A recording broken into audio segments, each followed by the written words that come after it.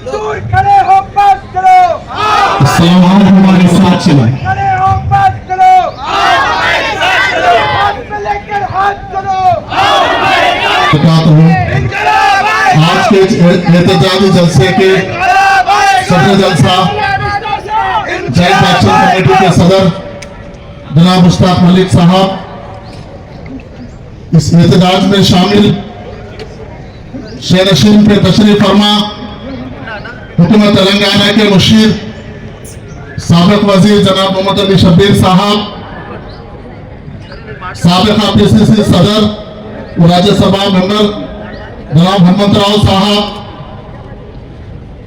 CPI के national पोलिट bureau member जनाब अजीज पाशा साहब, माइनॉरिटी फाइनेंस कॉर्पोरेशन के रियासती चेयरमैन जनाब उबैदुल्लाह कोतवाल साहब,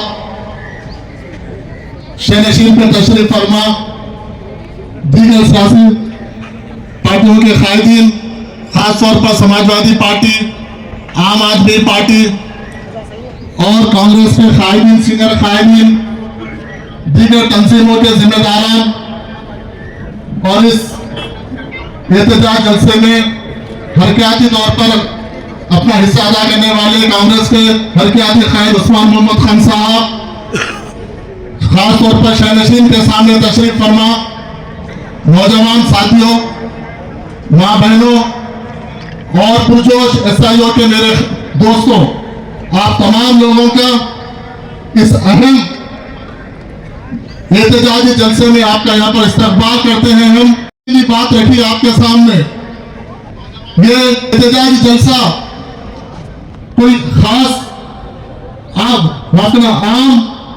मौजू के ऊपर नहीं है। आजाद हिंदुस्तान की तारीख में जो 2025 के जो अमेंडमेंट बिल के नाम पे जो लाया गया है, आजाद हिंदुस्तान की तारीख में सबसे पहला और सबसे बड़ा हमला है। इससे बड़ा हमला शरीयत पे कभी नहीं हुआ। इससे पहले जितने भी पार्लियामेंट में मोदी हुकूमत मुसलमानों के खिलाफ, इस्लाम के खिलाफ, इस मुल्क के अक़लियतों के खिलाफ लाई है, वो किसी न किसी एक फर्के के लिए या किसी न किसी एक आदमी के फर्द इंफरादियत के लिए वो नुकसानदेह या फायदे था। लेकिन 2025 का जो अमेंडमेंट बिल है, पूरे शरीयत के ऊपर ये अटैक है, मजबूर अटैक है। ये तारीख में पहला पिछले 11 साल की जो इंडिया की हुकूमत है, जो मोदी के सदारत में चल रही है, इससे बड़ा हमला कभी नहीं हुआ। आज खास तौर पर हमारे नौजवानों को और बहुत से लोगों को यह जानने की जरूरत है कि भाई वक्त अमेंडमेंट बिल से हमको क्या मतलब है, वक्त से हमारे को क्या फायदा हुआ है, वक्त से हमारे को क्या नुकसान हुआ है। जो लोग आज हमारे बात करते हैं, उनको ये चीज समझने की जरूरत है। इस अमेंडमेंट के जरिए हमारे मसाजिदें, हमारे दरगाह, हमारे कब्रिस्तान, हमारे ईदगाह, हमारे खानगाह सब खत्म हो जाएंगे, 80% खत्म हो जाएंगे। ये आपको जानने की जरूरत है। यकीनन जो मोदी हुकूमत जो पार्लियामेंट में उनके गुजरात ठहर के जो बात कर रहे हैं, जो मिसपरसेप्शन क्रिएट करने की कोशिश कर रहे हैं कि मुसलमानों को वक्फ को, वक्फ के जायदादों को मुसलमानों ने खत्म किया है। यकीनन छोटा मोटा कुछ गलती हमसे कोताही हुई होंगी, लेकिन उस कोताहियों को बताकर सारे हिंदुस्तान में एक नफरत और गलत प्रोपेगेंडा से लोगों को गुमराह करने की कोशिश कर रहे हैं। ना सिर्फ गुमराह करने की कोशिश कर रहे हैं कि मुल्क को दोनों में बांटने की, मुसलमान बांटने की कोशिश कर रहे हैं। देखिए, हिंदुस्तान, आजाद हिंदुस्तान की तारीख में जो एक्ट जब दस्तूर के बाद वक्त के हिसाब से जब भी तरमीमात हुए हैं, 2 वक्त पे तरमीमात होते हैं। या तो वक्त का तकाजा होना चाहिए, या उस क्लास को, उस जिसके लिए वो एक्ट बनाया गया, वो कमजोर कहीं पर अगर दिख रहा है तो उसको मजबूत करने के लिए एक्ट बनाया जाता है, उसमें तरमीमात किए जाते हैं।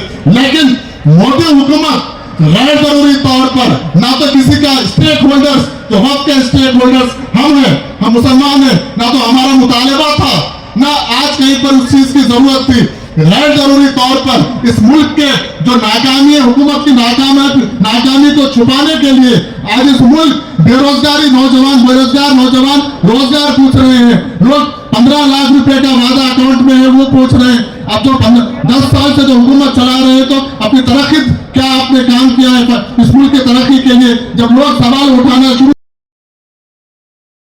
हो गया, हिजाब का खत्म हो गया, ट्रिपल तलाक का खत्म हो गया, बाबरी मस्जिद का खत्म हो गया, नए तौर पर इस मुल्क को एक आपस में बांट कर अपने सियासी रोटियां सेकने के वास्ते वक्फ अमेंडमेंट बिल लाया गया। अरे वक्फ अमेंडमेंट बिल किसने पूछा आपको? आप इन्वायरमेंट में क्यों नहीं आप तरमीम कर रहे हैं? आप इन्वायरमेंट में तरमीम करने की जरूरत है। हम अगर आपको वक्फ की जायदादें बचाना उतना ही हमदर्दी है मुसलमानों से, इस मुल्क के मुसलमानों से आपको उतनी ही हमदर्दी है, तो हम सालों से सदियों से पूछ रहे हैं कि वक्फ को जुडिशरी पावर दो। आप इन्वायरमेंट को जुडिशरी पावर देते हैं और वक्फ बोर्ड को जुडिशरी पावर नहीं देते हैं। इसमें क्या आपका मतलब है? मंशा हमें जानने की कोशिश करते हैं। इसलिए बुजुर्गों, दोस्तों, आपको मैं बार बार ये बोल रहा हूँ, पैसे थे वक्फ बोर्ड चेयरमैन, वक्फ की जायदादें ना तो हुकूमत की है ना तो वक्फ बोर्ड की है, ये अल्लाह की अमानतें हैं। आज के इस नफसा नफसी के दौर में हमारे आबा अजदाद हजारों करोड़ रुपए की जमीन वक्फ करके गई है मुसलमानों के खिलाफ बहबूदी के लिए। उनकी हिफाजत करने की जिम्मेदारी हमारी है। आज हम एक गज जमीन वक्फ नहीं कर सकते, लेकिन हमको सिर्फ देने की जरूरत नहीं है, जो हमारे आबा अजदाद दिए हैं उनको बचाने की जरूरत है, वरना आने वाली नस्लें हमको याद करेंगी। इसलिए आप लोग, हर लोग इसमें आइए। जो बीजेपी जो गलत तरीके से प्रोपेगेंडा कर रही है कि वक्फ का जायदाद है, अगर छोटी मोटी गलतियां कोताहियां हमसे हुई है मुसलमानों से, औकाफ की जायदादों में कहीं ना कहीं हमको हिफाजत करने में हम कहीं ना कहीं नाकाम हुए हैं, तो यकीनन उस गलती को हम सुधारने की कोशिश करेंगे। लेकिन इस गलती को बता के आप सरकारी लूट करने का काम मत कीजिए। अगर वक्फ बोर्ड में ये वक्फ यूजर अगर फोर्स में आता है तो मेरे भाइयों बहनों सुन लीजिए, जितने पुराने मसाजिदें हैं, जितने पूरे खानखाए हैं, जितने पूरे खबरस्ताने हैं, जितने पूरे दरगाह सब खत्म हो जाएंगे, क्योंकि आने वाले दिनों में कि मोदी सरकार कलेक्टर्स को पावर देने वाली है। कलेक्टर्स, क्योंकि आज वक्फ बोर्ड में जो आधे केसेस चल रहे हैं कोर्ट में हुकूमत के खिलाफ है, तो क्या हमको उम्मीद है कि कलेक्टर हमारे फेवर में सर्वे रिपोर्ट देगा? नहीं देगा। इसलिए हमारा यही है कि जिनके जो मोदी हुकूमत अपने जो तिजारती घराने हैं, चाहे मोदी हो, चाहे अमित शाह हो, चाहे अपने रिलायंस ग्रुप हो या अडानी ग्रुप हो, इनको हजारों एकड़ जमीन आज नॉर्थ इंडिया में देने के लिए, उसको रेगुलराइज करने के लिए ये लिमिटेशन एक्ट फोर्स में लाने की कोशिश कर रहे हैं। अगर लिमिटेशन एक्ट अगर आता है तो मेरे साथियों, बुजुर्गों, दोस्तों, अगर लिमिटेशन एक्ट फोर्स में आता है तो 80% वक्फ बोर्ड के जायदादें खत्म हो जाएंगी। वो आपकी ना मेरी किसी की मिल्कियत नहीं है। अगर आप समझ रहे हैं कि वो मिल्कियत वक्फ बोर्ड की है, गलत है। अगर आप समझ रहे हैं कि वो मिल्कियत हुकूमत की है तो गलत है। वो मुसलमानों की है। मुसलमान अपनी मेहनत से कमाई हुई वक्फ मुसलमानों के फलाह के लिए जो दिए हैं उनकी जायदादें। इसलिए हम सबकी जिम्मेदारी है इस तरीके के एहतजाज जहां भी होता है, बिना किसी पार्टी के, बिना किसी ऑर्गेनाइजेशन के, सब जगह पे मुत्तहिद होकर हमको आवाज उठाने की जरूरत है।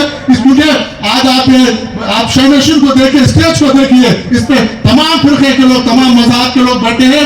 आज भी हिंदुस्तान में 99% हिंदू भाई हमारे सेकुलर है। इसलिए 232 वोट हमको पार्लियामेंट में इसके खिलाफ गिरते हैं। इसका मतलब ये है कि आज इस मुल्क का हिंदू भी सेकुलर है, वो भी इसके खिलाफ है। इसलिए आप तमाम लोगों से गुजारिश है कि ये मसला हुकूमत का, वक्फ का या किसी सियासी पार्टी का, किसी के ऑर्गेनाइजेशन का नहीं है, कि मुसलमानों का मसला है। मसाजिदें खत्म हो जाएंगे, कलेक्टर आके आपको पूछेगा कि इसके दस्तावेज लेके आओ, मक्का मस्जिद के दस्तावेज कौन लाएगा, पब्लिक गार्डन के मस्जिद के दस्तावेज कौन लाएंगे, जितने कुतुबशाही मसाजिदें हैं। क्योंकि जिंदा मिसाल है जो हमारे हिंदुस्तान में जो बाबरी मस्जिद शहीद हुई, वक्फ यूजर के तहत शहीद की गई है, मिसाल है। वो एक टेलर था।